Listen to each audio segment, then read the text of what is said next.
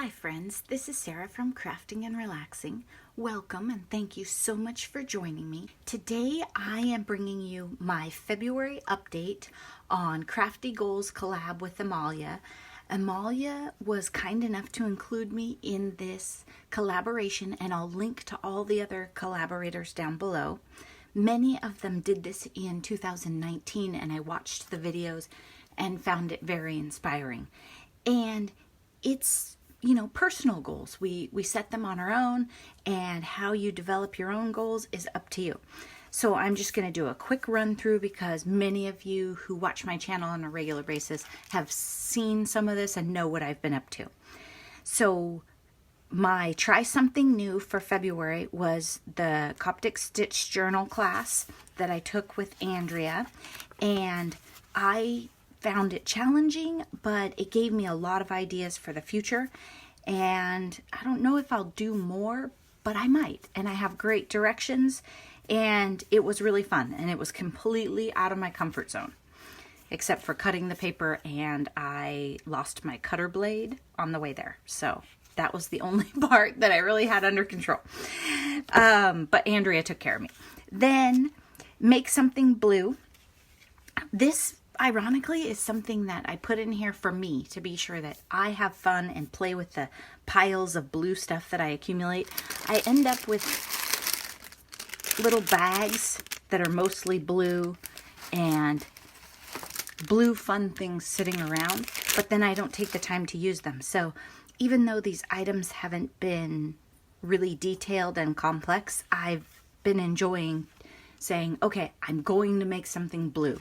I made this one morning before work, and this is an inexpensive cardstock. This was a scrap of cardstock. This was a scrap of paper. The happy birthday, I think I must have die cut last time I was playing with that paper, and the star. And what I decided to do was leave it plain so it's masculine, because once I start putting rhinestones and bling, it goes a different direction. And then on the inside, I just stamped a little tiny happy B-Day. And so that was my something blue. Then journal page. Okay, I did a really hot mess journal page. Let me see if I can find it. Okay, this is one of my super messy journals, and I kind of keep track of places that I shop and where I go. And I made a page. The green and black was already there, and then I took the cover from the event we went to. This was actually why we got together, was for CKC Tacoma, and we went out for coffee, and I had our bracelets on here. Tasha and I shopped CKC and the Tacoma area. We had so much fun, we planned a Portland shopping day, which we then later did. And I noticed that I didn't date when I did the page, which I like to, but I didn't do this one. So this one is just a super messy art journal where I just fiddle around and have a great time, and sometimes I make a page and then cover up a page. So that, I did it. I actually did one. 30-minute tidy. This one is hilarious. This is probably my funniest goal, because my goal was one 30-minute tidy per month. That doesn't even make a dent, people. That does not. So this time, last month I tried it and I reset the timer. This time I did a 30-minute, and then I did a 30-minute the next week, and then I did one like almost the next day. So I did many, and I feel like it is helping me. It's forcing me to think about tidying every month and look at my progress. I keep finding stuff that I didn't know I had.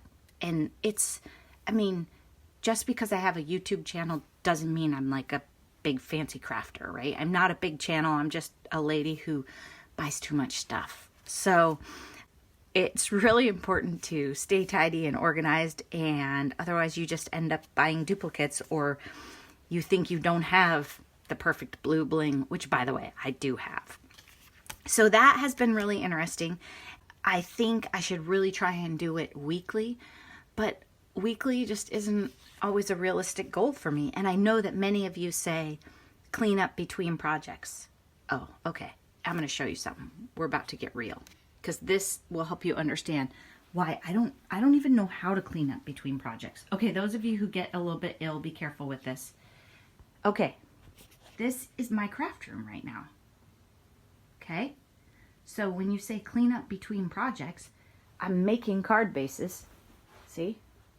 And then there's a layer down here where I'm looking at things I had in my stash and trying to figure them out.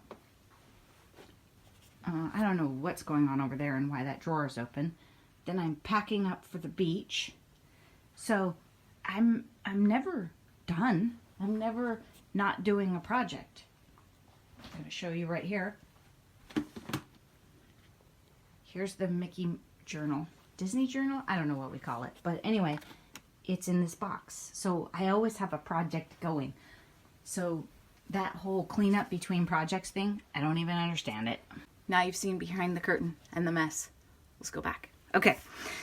So I applaud those of you who clean up between projects. Keep it up. Crafty, time with crafty friends, right? In February, I shopped my way up I-5 to the Seattle area and then crafted all day with my friend. I mean, got there late Friday night and unpacked the car and then crafted from early morning on Saturday until we even did a little bit of crafting Sunday morning, but we did sleep. So it was like one of those crops that you pay for, giant dining room table, and I mean, like a family size, like buffet kind of table. We had a great time. Had an absolute wonderful time. So I put that on there. And then I'm going to take another beach weekend in March with my local friends. So that is going on to my 8x8 quilt book pages for my mom. I'm thinking about it. There is one where there's a brand new adorable baby and I have the photo, but I don't have any of the fabric scraps or the information from my mom. So I have to coordinate with my mom to get the parts for those. They're not easy. That's why I only have 3 as a goal.